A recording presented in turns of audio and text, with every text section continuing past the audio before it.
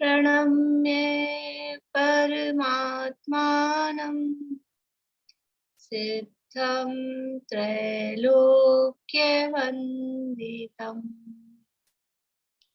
स्वाभाविक चिदानन्द स्वरूपं निर्मलाव्ययम् शुद्ध जीवादिद्रव्याणां देशकं च जिनेश्वरम् द्रव्यसंग्रह सूत्राणां वृत्तिं वक्षे समासुतम्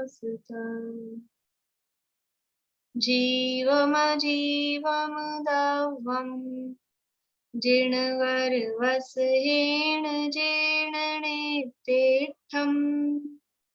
देविन्दुविन्दुवन्दम्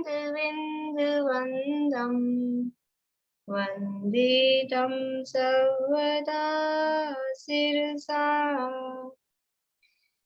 कहे जीव अजीव जिनवर वृषभ ने लोक में वे वंद्य सुरपति वृंद से वंदन करूं कर जोड़।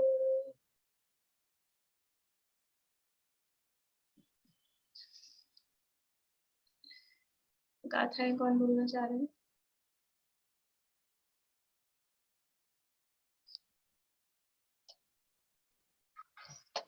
यहाँ द्रव्य संग्रह में तीसरा अधिकार अपना चल रहा है, मोक्ष मार्ग अधिकार। और इसमें मोक्ष मार्ग का वर्णन किया शुरू में 2 गाथाओं में। और वो मोक्ष मार्ग कैसा है? मोक्ष मार्ग है वो रत्नत्रय रूप है, सम्यक दर्शन, सम्यक ज्ञान, सम्यक चारित्र रूप है। ये तो कहा व्यवहार से।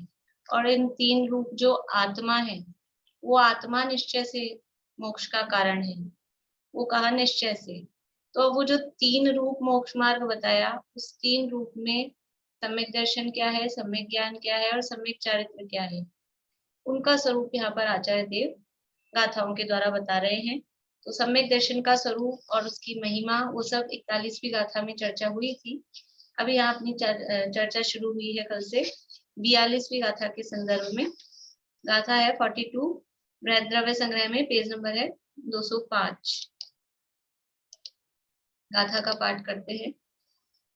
संशय विमोह विभ्रम विवज्यम् अपपरसरुवस्य गहनं सम्मन्नानं सायारमणीयभेयं तु। आत्मा और पर पदार्थों के स्वरूप को संशय, विमोह और विभ्रम से रहित जानना वह सम्यक ज्ञान है। यानी संशय, विमोह, विभ्रम से रहित अपना और पर का स्वरूप जानना वह सम्यक ज्ञान है। और वो सम्यक ज्ञान कैसा है? ये साकार, वह सम्यक ज्ञान साकार और अनेक भेदों वाला है। वो सम्यक ज्ञान साकार है और अनेक भेदों वाला है। तो साकार का अर्थ भी करेंगे आगे टीका में, और अनेक भेदों वाला है उसका भी अर्थ करेंगे आगे। देखिए टीका भी कल अपन ने शुरू की थी, पेज नंबर 206 पे है टीका। संशय किसे कहा? कि शुद्ध आत्म तत्वादि का प्रतिपादक शास्त्र ज्ञान क्या वीतराग सर्वज्ञ द्वारा कथित सत्य होगा या अन्य मतियों द्वारा कथित सत्य होगा, यह संशय है। यानी शुद्धात्म तत्व का प्रतिपादन कहाँ सच मिलेगा, शुद्ध आत्मा का स्वरूप कौन सही बताएगा, कौन सच्चा बताएगा। देखिए न्याय शास्त्रों में समंत भद्राचार्य ने आप्तमीमांसा नाम का अपना ग्रंथ है। आप्तमीमांसा ग्रंथ क्या है कि जो ये तत्वार्थ सूत्र है, तत्वार्थ सूत्र की टीका समंत भद्राचार्य ने लिखी, जो आज उपलब्ध नहीं है।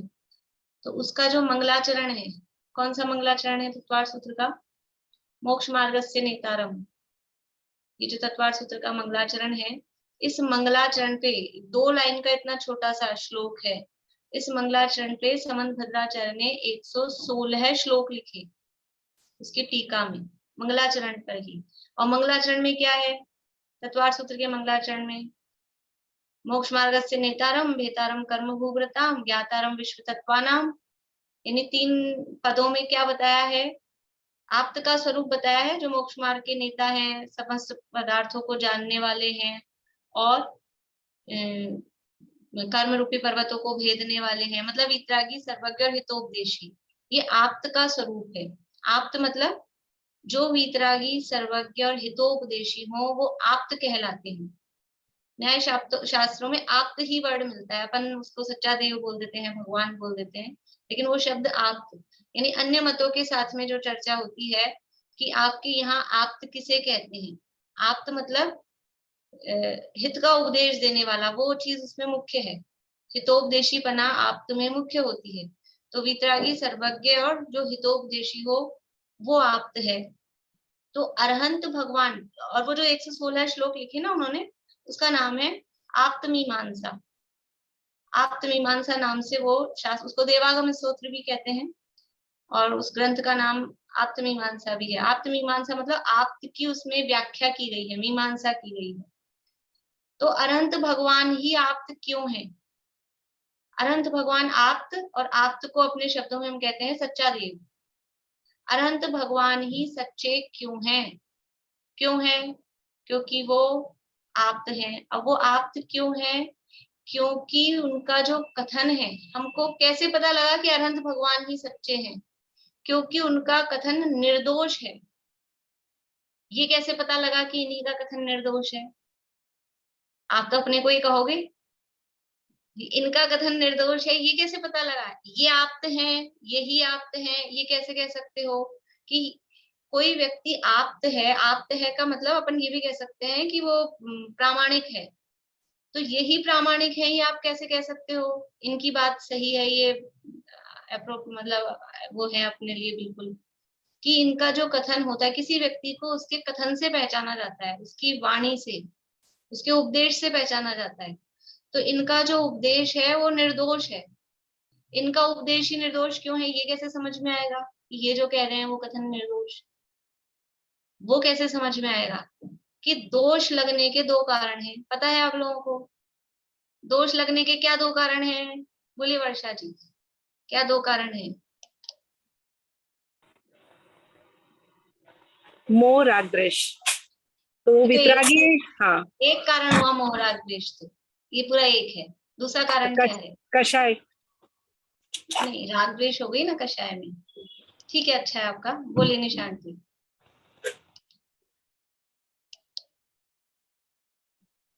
अज्ञान के वश होके भी। अज्ञान, बढ़िया। 2 कारण हैं, दोष लगने के 2 कारण हैं, एक राग द्वेष और एक अज्ञान। दोष मतलब असत्य भाषण हुआ, गलत बोल रहे हैं, वो किसके कारण से हो सकता है? या तो राग द्वेष के वशीभूत हो सकता है, या अज्ञानता के वशीभूत हो सकता है। और आपका कथन निर्दोष है। क्यों है निर्दोष? क्योंकि आपका कथन, क्योंकि आप कैसे हो? वीतरागी हो, इसलिए आप में राग द्वेष नहीं है। और दूसरी बात, आप सर्वज्ञ हो, इसलिए आप में अज्ञानता नहीं है। इसलिए आप ही आप तो हो, आप ही सच्चे हो, क्योंकि आपका कथन निर्दोष है। निर्दोष क्यों है? क्योंकि आप में ये दोष के जो कारण हैं, राग द्वेष और अज्ञानता, वो आप में नहीं है। ये कैसे पता लगा आप में राग द्वेष और अज्ञानता नहीं है? ये कैसे पता लगा? क्योंकि ये जो कर्म है, ज्ञानावरण, दर्शनावरण, मोहनी और अंतराय, ये जो आवरण कर्म है वो अज्ञानता के कारण है, और जो मोहनीय कर्म है वो राग द्वेष का कारण है। तो ना आप में ये आवरण वाले कर्म है, ना आप में मोहनीय कर्म है। अनंत भगवान का स्वरूप तो यही है ना, जो 4 घातिया कर्मों से रहित हूँ। इसलिए आपके ये दोष और आवरण की, मोहनीय कर्म रूपी जो दोष है और ये ज्ञानावरण आदि जो आवरण कर्म है, इनकी आप में हानि हुई है। इनका अभाव होने से आप अज्ञानता से भी रहित हो, राग द्वेष से भी रहित हो, और इससे रहित होने के कारण आप वीतरागी हो और सर्वज्ञ हो। और वीतरागी सर्वज्ञ होने के कारण आपका जो कथन है वो कथन निर्दोष है, और आपका कथन निर्दोष है, इसलिए आप तो हो सच्चे देव। तो ये तो हमने कर लिया निर्णय, और यहाँ क्या हो रहा है? शंका, संशय। कि ये आत्मा का स्वरूप जो बताया जा रहा है, कहा जा रहा है, ये किसमें सही होगा? ये जो जिनेंद्र भगवान वीतराग सर्वज्ञ द्वारा कथित जो शास्त्र हैं, उनमें सत्य होगा या अन्य मतियों द्वारा कथित सत्य होगा? ऐसा ये जो दो कोटि में जो ज्ञान छूट रहा है, दो तरफ जो मतलब माइंड डाइवर्ट हो रहा है, इसका नाम है संशय। परस्पर विरुद्ध दो कोटियों को स्पर्श करने वाला ज्ञान, परस्पर विरुद्ध दो कोटियों में झूलने वाला ज्ञान, वो कहलाता है संशय ज्ञान। तो ये किस संदर्भ में परस्पर विरुद्ध होता है? कि ये प्रयोजनभूत तत्वों के संदर्भ में। ऐसे कुछ भी कंफ्यूजन हो, उसका नाम वो संशय है, लेकिन वो मोक्ष मार्ग में उसको संशय, उससे सम्यक ज्ञान मिथ्या ज्ञान का संबंध नहीं है। सम्यक ज्ञान मिथ्या ज्ञान के संदर्भ में संशय का मतलब है प्रयोजनभूत तत्वों के संदर्भ में जो संशय है वो संशय। तो प्रयोजनभूत तत्वों के संदर्भ में जो दो कोटियों में जो ज्ञान झूल रहा है, उसको यहाँ पर संशय कहा है। ये कोटि वर्ड क्या? कोटि का मतलब है टाइप्स, दो टाइप, दो प्रकार। फिर दूसरा है विमोह। विमोह के लिए दूसरा शब्द हमने देखा था अनध्यवसाय। विमोह किसे कहते हैं? कि यानी जो ज्ञान का ही अभाव है, उसका नाम है विमोह। ज्ञान का अभाव कैसा?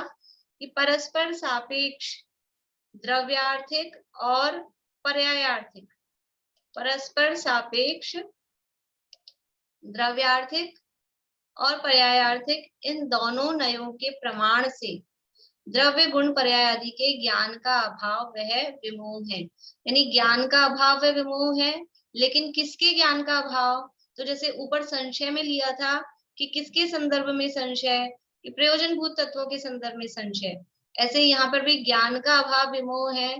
तो किसके ज्ञान का अभाव? कि जो प्रयोजनभूत है, द्रव्य गुण पर्याय आदि। और वो किस टाइप से होता है उनका ज्ञान? कि नयों के माध्यम से, नयों से रहित जो ज्ञान हो रहा है, नयों के सहित, नय पूर्वक मतलब अपेक्षा पूर्वक, परस्पर सापेक्ष, अपेक्षा सहित यदि द्रव्य गुण पर्याय को नहीं जानते हैं तो वो विमोह है। अपेक्षा सहित द्रव्य गुण पर्याय को जानना, वो विमोह से रहित पना होना है। और निरपेक्ष रूप से बिना अपेक्षा के बस जो जान लिया उसको सर्वथा, जो कुछ भी जान रहे हैं उसको एकांत से जानना। देखो अस्ति नास्ति ये दो भंग कहे जाते हैं ना, जीव स्यात् अस्ति स्यात् नास्ति, स्यात् मतलब कथनचित है, कथनचित नहीं है, ठीक है। लेकिन वो जीव कोई ऐसा मान ले कि जीव है, स्यात् नहीं लगाए, जीव की अस्थि है, ठीक है। अब वो जीव की अस्थि है, इसको सर्वथा रूप से मान लिया जाए कि बस जीव की तो अस्थि ही है, अस्तित्व नाम का गुण है, वो ऐसा कहे अस्तित्व नाम का गुण है इसलिए अस्थि ही है। तो ये बात सही है क्या? यदि हम अस्थि ही है ऐसा मानेंगे किसी भी वस्तु की, किसी भी द्रव्य की, तो हर जगह फिर वो अस्थि कैसी माननी पड़ेगी? हर द्रव्य में, हर क्षेत्र में, हर काल में, हर भाव में। वो जो हम मान रहे हैं अस्थि वस्तु की, किसी वस्तु, कोई भी वस्तु है तो है मतलब हर जगह होना चाहिए, उसको हर काल में होना चाहिए। लेकिन ऐसा नहीं है। हम अभी यहाँ घर में हैं, घर में भी इस कमरे में है तो और कमरों में नहीं है, तो और कमरों की अपेक्षा से नास्ती है। हम घर में हैं, हम जयपुर में हैं तो हम दिल्ली, बंबई, कलकत्ता यहाँ नहीं है तो वहां नास्ती होगी। इसलिए सर्वथा एक पक्ष को नहीं मानना। अपेक्षा सहित कोई भी वस्तु का, जो भी द्रव्य को समझ रहे हैं, गुण को समझ रहे हैं, पर्याय को समझ रहे हैं, उसको अपेक्षा सहित जानना। और अस्थि हमेशा होती है स्व से, अपने से। कोई भी वस्तु है उसकी अपनी अपेक्षा अस्थि है, पर द्रव्य क्षेत्र काल भाव की अपेक्षा नास्ति होती है। कोई ऐसा मान ले उल्टा, पर की अपेक्षा अस्थि है और स्व की अपेक्षा नास्ति है, ऐसा मान ले तो भी गलत होगा। जो अस्थि माननी है, यानी सुख का कारण, अभी अपन ने जीव पे लगाया, अभी अपन को इसको सुख पे लगाओ, मतलब संवर्ण निर्जा पे लगाओ। तो सुख का कारण वो किससे होता है? स्व से। सुख स्व से होता है कि पर से होता है? सुख स्व से होता है, पर से नहीं होता है। इसका नाम है अनेकांत। अनेकांत का मतलब ये नहीं है सुख स्व से भी होता है, पर से भी होता है, ये अनेकांत है। ये अनेकांत नहीं है। सुख स्व से अपने से ही होता है, पर से सुख नहीं होता है। तो एक जगह होता है आया अस्ति, और एक जगह नहीं होता है, ये नहीं आया नास्ति। इसका नाम है अस्ति नास्ति, इसका नाम है अनेकांत। और कोई ऐसा मान ले कि सुख स्व से भी होता है, पर से भी होता है, इसका नाम अनेकांत। ऐसा अनेकांत नहीं होता है, उल्टा। कि जो इसे अनेकांत किसे कहते हैं कि वस्तु में वस्तुपना कायम रखने वाले परस्पर विरुद्ध दो धर्मों का प्रकाशन। ऐसे दो धर्मों का प्रकाशन नहीं कि वस्तु ही नष्ट हो जाए। जीव चेतन है, जीव चेतन है, इसके संदर्भ में अनेकांत क्या होगा? जीव चेतन है, इसके संदर्भ में अनेकांत क्या होगा? कि जीव चेतन भी है और अचेतन भी है, या जीव भी चेतन है, पुद्गल भी चेतन है, ये अनेकांत होगा। क्या अनेकांत लगाएंगे? कि जीव चेतन ही है, अचेतन नहीं है, ये अनेकांत है। अब अनेकांत लगाने के चक्कर में दोनों घुसाने, चेतन भी घुसाना है, अचेतन भी घुसाना है, तो दोनों घुसेंगे। लेकिन कैसे घुसेंगे? कि एक की अस्थि है और एक की नास्ति है, ऐसा। तो जिससे वस्तु का वस्तुपना खंडित ना हो, ऐसा अनेकांत। वो बात यहाँ कह रहे हैं कि ज्ञान का अभाव, लेकिन ज्ञान का अभाव वो किसके संदर्भ में? द्रव्य गुण पर्याय का। इस तरह से ये द्रव्यार्थिक पर्यायार्थिक नयों की सापेक्षता से अनेकांत स्वरूप जो द्रव्य और गुण पर्याय का है, वो अनेकांत स्वरूप को नहीं जाना और उसके संदर्भ में कुछ ज्ञान ही नहीं कर पा रहा है।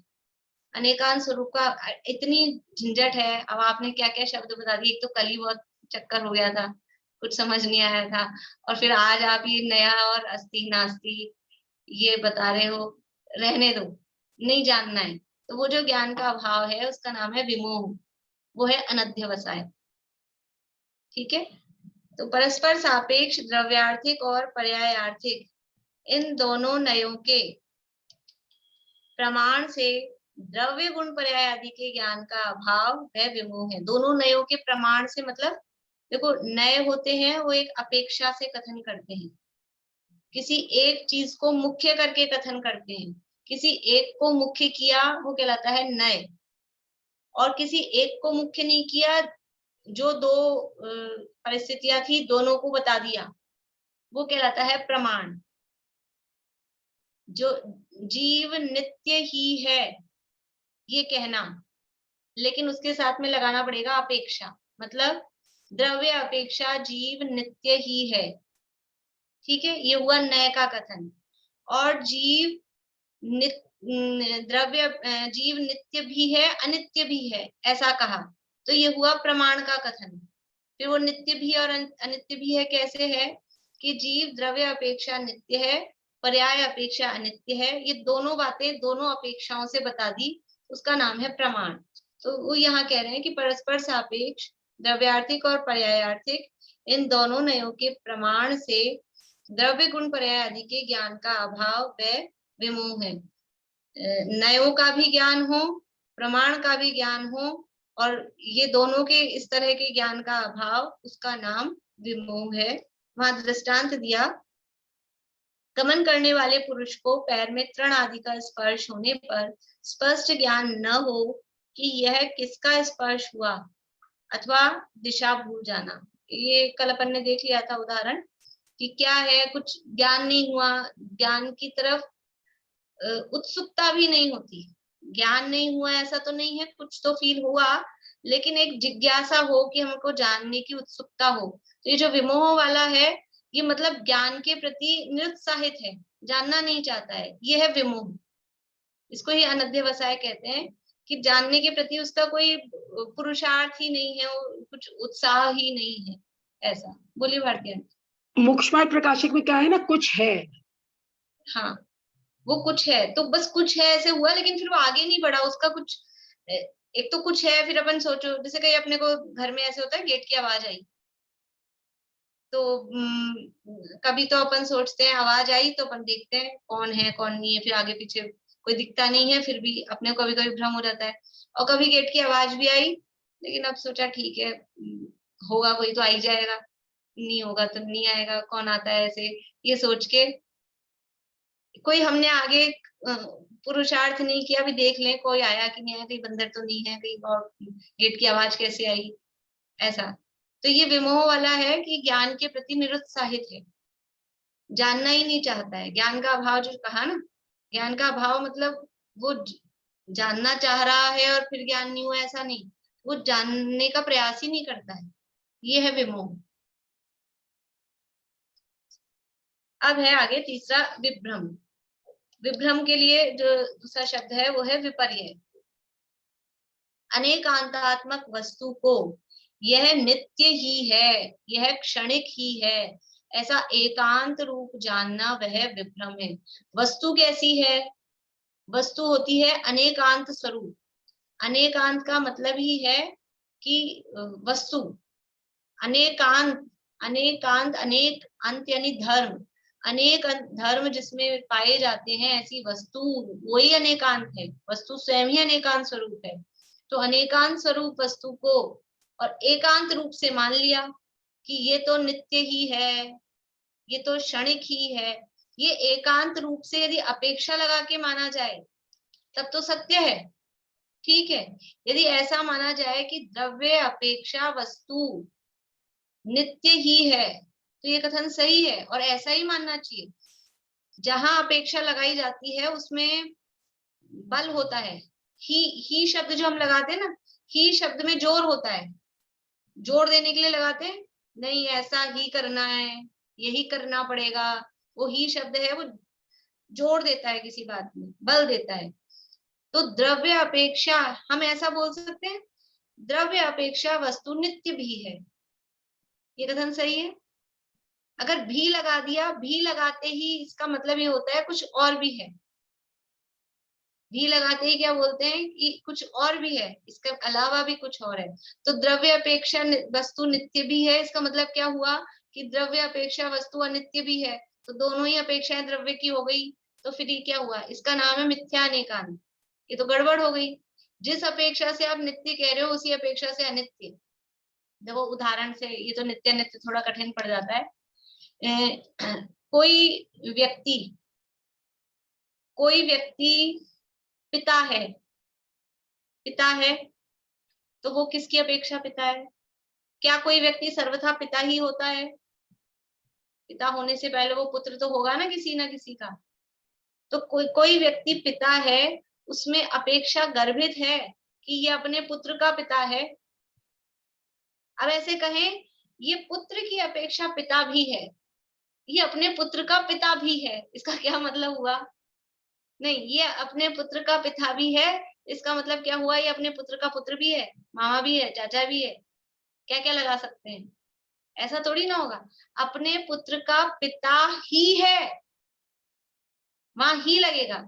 तो जहां अपेक्षा लग जाती है वहां ही लगाया जाता है, वो उसको कहते हैं एकांत। लेकिन वो एकांत कैसा है? वो है सम्यक एकांत। एकांत का एकांत मतलब हम एक ही पक्ष पे जोर दे रहे हैं, उसका नाम है एकांत। एक ही पक्ष पे जोर दे रहे हैं लेकिन अपेक्षा लगा के जोर दे रहे हैं, तो कोई दिक्कत नहीं है। और हम बिना अपेक्षा लगाए और एक ही पक्ष को मान लें कि बस ये तो पिता ही है, कोई अपेक्षा नहीं है, बस ये तो पिता ही है, तो फिर अपने पिताजी का भी पिता, अपनी पत्नी का भी पिता, अपने पुत्र का भी पिता और अपने भाई बहनों का भी पिता, अपनी माँ का भी पिता, सबका पिता हो जाएगा। अगर ऐसा अपेक्षा लगाए बिना सर्वथा किसी वस्तु को उसमें एक ही धर्म मान लिया जाए तो नहीं चलेगा, दुनिया में भी नहीं चलेगा ऐसा। तो अपेक्षा लगाते हैं, अपेक्षा लगाने पर उसमें ही लगाया जा सकता है। लेकिन यदि अपेक्षा हम नहीं लगाते हैं तो फिर हम क्या बोल सकते हैं, ये पिता भी हैं, पुत्र भी हैं, मामा भी हैं, चाचा भी हैं, फिर भी लगाएंगे। तो ये क्या कह रहे हैं यहाँ पर, वस्तु कैसी है, अनेकांतात्मक है। वस्तु में अनेक धर्म है। अनेक मतलब कितने हैं? अनंत धर्म है। कोई भी व्यक्ति है, कोई भी पुरुष है, तो उसमें पितापना भी है, पुत्रपना भी है, पतिपना भी है, मामा, चाचा, नाना, यानी ये सारे धर्म उसमें हैं। लेकिन वो सारे धर्म अपेक्षा सहित है, निरपेक्ष नहीं है। निरपेक्ष का मतलब हर किसी व्यक्ति के लिए कुछ भी हो जाएगा, ऐसा नहीं है। किसी की अपेक्षा ये है, किसी की अपेक्षा ये है, किसी की अपेक्षा ये है, किसी की अपेक्षा से पति है, किसी की अपेक्षा से पुत्र है, किसी की अपेक्षा से पिता है। तो ये अपेक्षा सहित कथन करना वो तो होता है सम्यक, और बिना अपेक्षा के एक साथ सारे धर्मों को यदि माना जाए तो वो हो जाता है मिथ्या। तो वस्तु अनेकान स्वरूप है, और अनेकान स्वरूप वस्तु को यह नित्य ही है। एक धर्म को पकड़कर पूरी वस्तु को वो मान लेना, किस वस्तु के किसी एक धर्म को पकड़कर, पिता धर्म को पकड़ के बस वो व्यक्ति तो पिता ही है ऐसा मान लेना, वो कहलाता है एकांत। हाथी का उदाहरण आता है इसके अंतर्गत पुरुषार्थ सिद्धि उपाय में कि कोई जन्म से अंधे थे व्यक्ति, और कभी हाथी देखा नहीं था, हाथी के बारे में सुना था, तो किसी ने ले जाके, 4 व्यक्ति थे, हाथी के पास ले जाके उनको खड़ा कर दिया कि लो देख लो ये हाथी होता है, तुम हाथ से छू के देख लो। तो एक ने हाथी के पेट पे हाथ लगाया तो क्या बोलता है, अच्छा हाथी मतलब दीवार, दीवार जैसा लगा ना उसको पेट। एक ने हाथी के पैर पकड़ लिए, अच्छा हाथी मतलब खंबा, खंबा जैसा लगा। एक ने हाथी का कान पकड़ लिया तो क्या लगा, हाथी मतलब पंखा। और एक ने हाथी की सूंड पकड़ ली तो हाथी मतलब मूसल। तो हाथी में के एक एक अंग को पकड़कर पूरे हाथी को उन्होंने वैसा कह दिया, तो क्या दिक्कत थी, है ना हाथी में ये सारी चीजें।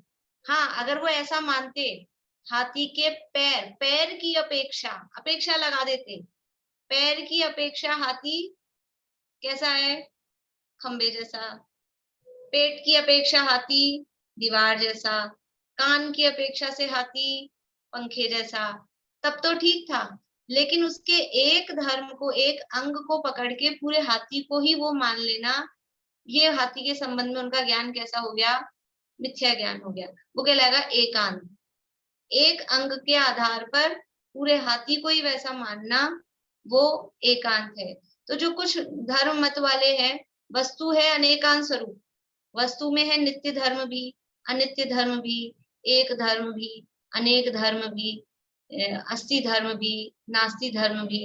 ये सारे धर्म, धर्म का मतलब है परस्पर विरुद्ध जो होते हैं ना उनको धर्म बोलते हैं। वैसे है वो गुण स्वभाव ही, लेकिन वो जो जोड़ी में होते हैं, पेयर में होते हैं, परस्पर विरुद्ध जैसे दिखते हैं, उनको धर्म शब्द कहा जाता है। तो ये सब वस्तु में है, ये सब वस्तु में होने पर भी किसी एक धर्म को पकड़ के पूरी वस्तु को, ये तो नित्य ही है।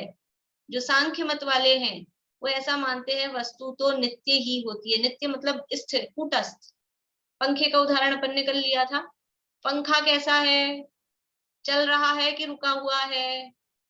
कोई बोले नहीं पंखा तो रुका हुआ ही है, अगर रुका हुआ है सर्वथा तो हमको हवा कैसे आएगी। पंखा यदि सर्वथा रुका हुआ ही है तो मतलब क्या है उसका, हवा ही नहीं देगा, वो एकांत है। और कोई ऐसा माने कि नहीं पंखा तो चल ही रहा है, सर्वथा ऐसा माना जाए, तो फिर वो पंखा चल के दीवार तोड़ के और घर से बाहर निकल के पता नहीं कहाँ पहुंच जाएगा अगर चल ही रहा है। तो पंखा चल भी रहा है और रुका हुआ भी है, ये दोनों धर्म उसी समय, एक ही समय, चलते समय ही दोनों धर्म एक साथ पंखे में है। ऐसे ही वस्तु भी नित्य भी है, अनित्य भी है। कब है, इसी समय, जिस समय नित्य है उसी समय अनित्य भी है। कैसे है, द्रव्य की अपेक्षा से नित्य है, द्रव्य कभी नहीं बदलता। पर्याय की अपेक्षा से अनित्य है, पर्याय बदलती है। बहुत सारे उदाहरण हैं पहले के आप लोगों ने सुने भी है। सोना है, कभी चूड़ी रूप होता है, कभी चैन रूप होता है, कभी अंगूठी रूप होता है। उसमें सोना, वो द्रव्य, यदि उसको हम द्रव्य कहें, वो वही रहता है। और अवस्था पर्याय, कड़ा, कुंडल, हार, ये अवस्थाएं बदलती रहती हैं। तो नित्यपना भी अनित्यपना भी ये वस्तु के स्वभाव हैं। दोनों स्वभाव एक साथ एक ही समय पर हैं, दोनों को एक साथ एक समय पर मानना, वो तो है सम्यक अनेकांत। और किसी एक धर्म को मुख्य करके और उसमें भी उल्टे वाले पक्ष को मान लेना, वो कहलाता है विपर्य। जो गलत पक्ष था उसी को सही मान लेना। जैसे कि अभी अपन ने सुख के संदर्भ में बात की थी, सुख स्व से होता है कि पर से होता है, ये इसमें कंफ्यूजन है अपने को, ये संशय। ये सुख अपने से होगा कि ये बाहर में इंद्रिय विषयों से होगा, मोबाइल से मिलेगा, टीवी से मिलेगा, भोजन से मिलेगा, पत्नी से मिलेगा, पति से मिलेगा, किससे मिलेगा? तो ये किसी को ऐसा कंफ्यूजन है कि सुख अपने से होता है कि बाहर में होता है, ये तो हुआ संशय। और एक दूसरा है कि उसको कुछ मतलब नहीं है, अरे क्या करना है, छोड़ो, कौन खोजबीन करे किससे होता है किससे नहीं होता है, जो हो रहा है होने दो, वो है विमोह वाला।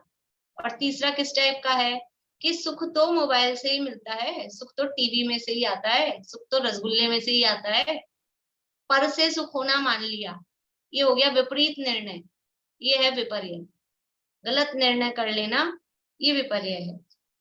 अनेकांतात्मक वस्तु को यह नित्य ही है, यह क्षणिक ही है, ऐसा एकांत रूप जानना वह विभ्रम है। उसका दृष्टांत सीप में चांदी का ज्ञान, उल्टा जान लिया, था तो सीप और क्या मान लिया कि ये तो चांदी है। अब उसको चांदी संभाल के रख रखा है, अभी सोच रहा है मेरे पास इतने रुपए हैं क्योंकि इतनी सारी चांदी है, अभी बेचने जाएगा तो क्या मिलेगा? कुछ नहीं मिलेगा, विपरीत निर्णय था। सीप में चांदी का ज्ञान। मेरे हिसाब से आप लोगों को अब समझ में आ गया होगा। आगे बढ़े, आगे देखिए विवज्जियम। विवज्जियम यानी इससे रहित, इन पूर्वोक्त लक्षणों वाले संशय, विमोह और विभ्रम से रहित। विवज्जियम इनसे वर्जित, इनसे रहित। अप पर सर्वस्व ग्रहणम, सहज शुद्ध केवल ज्ञान दर्शन स्वभावी, निज आत्म स्वरूप का ग्रहण, परिच्छेदन, परिच्छिति और पर द्रव्य का स्वरूप अर्थात भाव कर्म, द्रव्य कर्म, नो कर्म का स्वरूप, उद्गल आदि 5 द्रव्यों का स्वरूप तथा अन्य जीव का स्वरूप जानना, ये अप पर स्वरूप ग्रहणम। अप अपना और पर यानी पराया, स्वरूप को ग्रहण करना। ग्रहण करने का अर्थ कोई मुंह में ग्रहण करना ऐसा नहीं, वस्त्र ग्रहण कर, देखो हर चीज का ग्रहण का अर्थ अलग होता है। किसी के घर हम भोजन पे जाए, फिर वो कहे आप भोजन ग्रहण कीजिए, तो वो भोजन ग्रहण किया जाएगा मुख में, मुंह में। और कोई हमको वस्त्र दे, ये वस्त्र आप ग्रहण कीजिए, तो वस्त्र मुंह में नहीं ग्रहण किए जाएंगे, वो जहाँ जैसा जो वस्त्र है वो वहां ग्रहण किया जाएगा। तो हर चीज के ग्रहण करने की विधि अलग अलग होती है। तो यहाँ कहा है अपने और पराये स्वरूप को ग्रहण करना है, तो ये मुंह में ग्रहण करना है कि पहनना है? इसको कैसे ग्रहण करना है? कि ये ज्ञान में ग्रहण। अपो पर स्वरूपस्व ग्रहणम, ज्ञान में ग्रहण होता है, ज्ञान में भी इसका ग्रहण होता है। तो अपना स्वरूप कैसा है और पर द्रव्य क्या है वो यहाँ बता रहे हैं।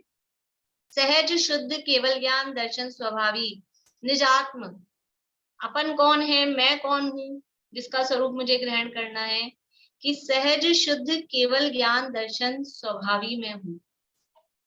सहज केवल ज्ञान और सहज में भी शुद्ध। तो केवल ज्ञान अभी है क्या? अभी केवल ज्ञान है क्या अपने को? केवल ज्ञान नहीं, केवल ज्ञान स्वभावी हूँ।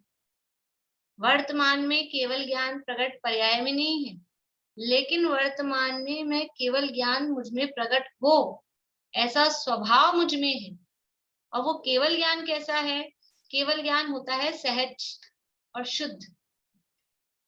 सहज मतलब, केवल ज्ञान सहज मतलब अपने आप उत्पन्न हो जाता है। केवल ज्ञान अपने आप नहीं उत्पन्न होता है। केवल ज्ञान तो 4 घातिया कर्मों का अभाव होगा, ज्ञानावरणादि कर्मों का अभाव होगा तब उत्पन्न होगा। लेकिन वो जो केवल ज्ञान उत्पन्न होगा वो तो घातिया कर्मों के नाश से होगा। पर ये जो मेरा केवल ज्ञान स्वभाव है, ये कैसा है? ये केवल ज्ञान स्वभाव कौन से कर्म के अभाव से होगा? ये स्वभाव तो अभी है, सारे कर्म विद्यमान हैं तब भी ये स्वभाव है। तो ये स्वभाव कैसा है? सहज है। ये मेरा सहज मतलब नेचुरल है, स्वाभाविक है। इसके लिए स्वभाव होने के लिए किसी कर्म के अभाव करने की जरूरत नहीं है कि पहले मेरे कर्म का अभाव हो तभी मेरा स्वभाव बनेगा। स्वभाव तो अभी है, इसलिए ये सहज है। वो जो पर्याय में केवल ज्ञान होगा वो तो घातिया कर्मों के अभाव होने पर होगा, उसके लिए तो मेहनत लगेगी, श्रेणी चढ़नी पड़ेगी, शुक्ल ध्यान होगा, वो तो सारे काम होंगे, उसके लिए मुनि बनेंगे पहले, वो सारे काम होंगे। लेकिन अभी ये जो मेरा स्वभाव है इस स्वभाव के लिए क्या मुनि बनना है, श्रेणी चढ़ना है, शुक्ल ध्यान करना है, कि स्वभाव अभी है, इसलिए कहा है सहज है। और अभी ये जो स्वभाव है, स्वभाव कैसा है, स्वभाव है एकदम शुद्ध। स्वभाव में कोई कर्म का उदय आ रहा है क्या, स्वभाव निर्मल है, शुद्ध है। तो सहज शुद्ध केवल ज्ञान दर्शन स्वभावी, ऐसा मैं निजात हूँ कि सहज शुद्ध केवल ज्ञान केवल दर्शन ये मेरा स्वभाव है। ऐसा निज यानी अपना जो आत्मा का स्वरूप है उसका ग्रहण परिच्छेदन परिच्छिति, परिच्छेदन परिच्छिति, परि शब्द का अर्थ होता है चारों तरफ से, जैसे परिग्रह, परिग्रह में बोलते हैं परि, परि यानी चारों ओर से, ग्रह यानी ग्रहण करना। जहां भी परि शब्द होता है, परि शब्द का अर्थ होता है शब्द यानी व्युत्पत्ति, जो उसका अर्थ है मतलब चारों तरफ से। तो यहाँ परिच्छेदन परिच्छिति मतलब चारों तरफ से, अच्छी तरह से, चारों तरफ से का मतलब है अच्छी तरह से, भली प्रकार से, सब तरफ से, द्रव्य क्षेत्र काल भाव कहो उसका जो भी स्वरूप है वो चारों तरफ से। तो अपने स्वरूप का परिच्छेदन परिच्छिति मतलब बहुत अच्छी तरह से उसको जानना। परिच्छेदन परिच्छिति, छिति का अर्थ भी वो जानने के ही अर्थ में है ये दोनों शब्द। निजात्म स्वरूप का ग्रहण यानी ज्ञान में उसको जानना, अच्छी तरह से जानना, अच्छी तरह से उसको ग्रहण करना, ये तो निज का हुआ अप। और पर में क्या क्या लेना, किस किस का स्वरूप जानना है, पर द्रव्य का, पर द्रव्य मतलब कौन, कह रहे हैं भाव कर्म, द्रव्य कर्म और नो कर्म, मोह राग द्वेष आदि भाव कर्म ये पर हैं, ये मैं नहीं हूं।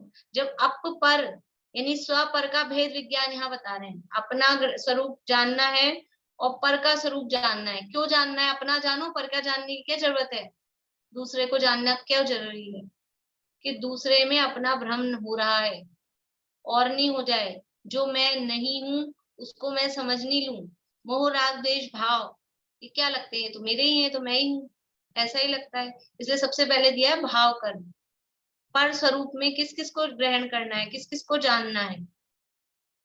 और यहाँ ज्ञान की बात चल रही है ना, जब देखो श्रद्धा की बात होती है तो उसमें ये नहीं कहते कि पर को भी जानो, श्रद्धा में बस ये मैं हूं, क्योंकि श्रद्धा केवल अपनापन करती है, उसके सामने जो आएगा बस उसको ये मैं हूं ऐसा करके वो अपनापन कर लेगी। लेकिन ज्ञान है ना, वो जो उसका एक विशेषण दिया है साकारम, ज्ञान है वो निर्णयात्मक होता है, वो जानता है, वो अपनापन ही करेगा हर में, ऐसा नहीं है। श्रद्धा का लक्षण है प्रतीति करना, अपनापन करना, और ज्ञान है वो जानता है, तो स्वयं को भी जानता है, पर को भी जानता है। और स्वयं को भी जानना चाहिए, पर को भी जानना चाहिए, नहीं तो भेद विज्ञान भेद कैसे करेगा, इसलिए पर को जान रहा है। और पर में अब किस किस को लिया, भाव कर्म, द्रव्य कर्म, नो कर्म, मोह राग द्वेष आदि भाव कर्म, ज्ञानावरण आदि द्रव्य कर्म, और शरीर आदि ये जो भी है संयोग, ये सब नो कर्म, इनका स्वरूप। और पुद्गल आदि 5 द्रव्यों का स्वरूप, ये सब भी पुद्गल आदि जो 5 द्रव्य हैं ये सब भी पर हैं, उनका स्वरूप। तथा अन्य जीव का स्वरूप, मेरे अलावा जो अन्य जीव हैं, जीव तत्व और अजीव तत्व, ये जो दो है ना, जीव तत्व मतलब कौन, जीव तत्व कितने होते हैं दुनिया में, दुनिया में जीव तत्व कितने हैं रजनी जी, जीव तत्व कितने हैं दुनिया में, अनंत। अनंत। नीलम भाभी, जीव तो एक है, कौन सा, मैं जीव हूँ। बहुत बढ़िया, जीव तत्व एक ही है, मैं, बस मैं ही हूँ जीव तत्व। अनंत तो जीव द्रव्य है, वो जीव तत्व तो एक ही है जो मैं हूँ, तत्व की बात चल रही है ना, तो तत्व तो मैं एक ही हूँ, और मेरे अलावा फिर ये सारे जीव और दूसरे वो सब अजीव तत्व, अजीव के अंतर्गत लिया। देखो किसको क्या लिया, पर द्रव्य, पर द्रव्य है अजीव, अजीव के खाते में, मेरे लिए, मेरे अलावा जो अन्य है वो जीव नहीं है, तो इसलिए उनको कह दिया अजीव। वो ऐसे अजीव नहीं है कि ज्ञान दर्शन नहीं हो उनमें, जड़ हूं, ऐसा नहीं है, लेकिन मैं नहीं हूं, क्योंकि मेरे लिए मैं ही जीव हूं, और मेरे अलावा वो सब अजीव, वो जीव नहीं है, इसलिए अन्य जीव भी वह जीव के अंतर्गत आएंगे। तो यहाँ पर में तीनों प्रकार के कर्म, भाव कर्म, द्रव्य कर्म, नो कर्म, उद्गल आदि पांचों। उद्गल आदि पांचों में कौन कौन है? उद्गल, धर्म, अधर्म, आकाश और काल, ये पांचों द्रव्य। और इसके अलावा जो जीव, मेरे अलावा जो जीव बच गए, मतलब छहों द्रव्य, मुझे छोड़कर जो छहों द्रव्य हैं, अन्य जीव भी, उद्गल, धर्म, अधर्म, आकाश, काल, वो सब। और इसके अलावा ये जो विकारी भाव हैं, जिनमें जीव बने का भ्रम होता है, वो मोह, राग, द्वेष आदि विकारी भाव। और द्रव्य कर्म और नो कर्म को अलग से हाईलाइट किया है, अदरवाइज वो उद्गल के अंतर्गत उनको भी ले सकते हैं, लेकिन विशेष रूप से उनको अलग से, ये पर हैं, भिन्न है, ये बताने के लिए इनको अलग अलग लिया है। तो इन सबका स्वरूप जानना वो सम्यक ज्ञान है। इनका स्वरूप जानना, क्यों जानना इनका स्वरूप? कि भेद विज्ञान करने के लिए, क्योंकि जानेंगे नहीं तो फिर लक्षण दोनों के भिन्न भिन्न नहीं दिखाई देंगे। दोनों को जानेंगे तो दोनों के लक्षण अलग अलग समझ में आएंगे, और जब लक्षण अलग अलग समझ में आएंगे तो पता लगेगा मेरा लक्षण क्या है और इसका लक्षण क्या है। तो मेरा लक्षण तो जानना देखना है, और जहां जानना देखना है वो मैं हूँ, और इसमें जानना देखना है ही नहीं। मोह, राग, द्वेष आदि भाव क्या कुछ जानते हैं? गुस्सा आया, गुस्सा आ रहा है, तो गुस्सा आ रहा है ये कौन जान रहा है? ये मैं जान रहा हूँ, ज्ञान जान रहा है। और वो गुस्सा अपने आप को जान रहा है? गुस्सा अपने आप को जानता है क्या? गुस्से में ज्ञान नहीं है। गुस्से में ज्ञान नहीं है मतलब जिसमें ज्ञान नहीं होता है वो कौन होता है? जीव की अजीव, जड़ की चेतन। वो अजीव है, वो जड़ है, और वो जड़ है इसका मतलब वो परद्रव्य है। गुस्से में ज्ञान नहीं है। ये शरीर में ज्ञान है क्या? आंख में ज्ञान है क्या? कान में ज्ञान है क्या? नाक, जीभ, इनमें ज्ञान है क्या? तो स्पष्ट रूप से इनमें ज्ञान नहीं है। जानने वाला मैं हूँ, ज्ञान वो अलग है। द्रव्य कर्म में ज्ञानावरण आदि कर्म को पता है, ज्ञानावरण को पता होगा, 30 कौड़ा कौड़ी सागर का बनना है, ये पंचेंद्रिय, सैनी पंचेंद्रिय, मिथ्या दृष्टि, इसको 30 कौड़ा कौड़ी सागर के बन जाओ, उसको पता होता है ये मुनिराज हैं और इनके बंधु उच्चत्ति हो ही रही है, और ये कौन से गुण स्थान में पहुंच गए हैं, इनकी तो अंतर्मूर्त का ही बंधु, ऐसा पता होता है कि अब ये करण लब्धि में पहुंच गया है, इसके 4 स्थानीय नहीं बनना है, इसके 2 स्थानीय बनना है। कर्म को पता होता है ऐसा? कर्म में ज्ञान नहीं है। ये सारी ये जो अपन ने पढ़ी ना, ये सब ये ज्ञान हुआ किसको? ये कर्म का ज्ञान भी हुआ किसको? ये जीव में है, क्योंकि ज्ञान नाम का गुण ही जीव में। तो ऐसा इनका स्वरूप जाना, दोनों के लक्षण अलग अलग, लक्षण अलग अलग जानते हैं तो भिन्नता ख्याल में आती है। ये क्रोध है वो मैं नहीं हूँ, मान, माया, लोभ, ये जितने भी विकारी भाव हैं ये मैं नहीं हूँ, क्योंकि इनमें ज्ञान ही नहीं है। मेरा गंध ही नहीं है मेरा, यानी इसमें थोड़ी सी खुशबू तो आए, साथ में है अनादिकाल से, शरीर साथ में है, मोह, राग, द्वेष के भाव साथ में है, लेकिन जीव की गंध भी इनमें नहीं है। गंध मतलब जीव में गंध नहीं है, लेकिन थोड़ा असर तो आए, इतने दिनों से साथ रह रहे हैं, लेकिन कोई नहीं, बिल्कुल भिन्न है, एकदम स्वरूप ही अलग है। तो ऐसा इनका स्वरूप जानना, और इस स्वरूप क्यों जानना है कि इससे भेद विज्ञान समझ में आता है। तो अपना और पराया ये स्वरूप समझ में आए कि मेरे मंदिर में चप्पल खोली अपन ने, तो किस किस की चप्पल देखना कि एक एक की सबकी जिनकी सुंदर हो कि नहीं, अपनी देखना, लेकिन साथ में अपना भ्रम नहीं हो जाए, दूसरे की चप्पल अपने जैसी नहीं लगे, तो वो पराई भी देखना। लेकिन अपने को क्या करते हैं? अपने को अपने रूप से ग्रहण करते हैं और पर को छोड़ते हैं। ये ज्ञान का तरीका है। ग्रहण हमेशा स्वयं का होता है, पर का हमेशा वो छूट जाता है। छोड़ना क्या पड़ता है? दूसरे की चप्पल हम अपने पैर में डालेंगे ही नहीं, बस वो छूट गई, उसी को छोड़ना बोलते हैं।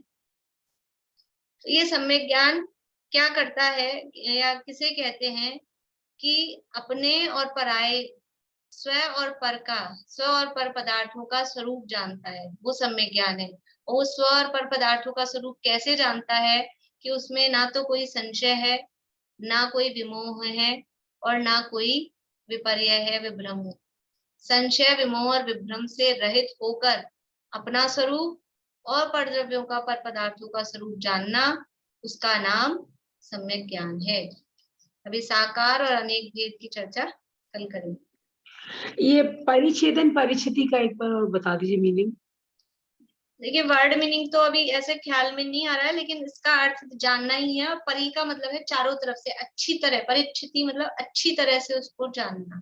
छेदन और परिचिति है तो शब्द दो अलग अलग, और मैं देखूंगी डिक्शनरी में कुछ मिल जाए, पर है ज्ञान के अर्थ भी।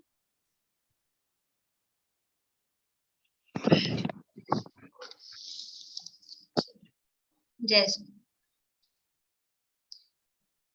अभी 2 मिनट बाद शुरू करते हैं क्लास तत्वार सूत्र की।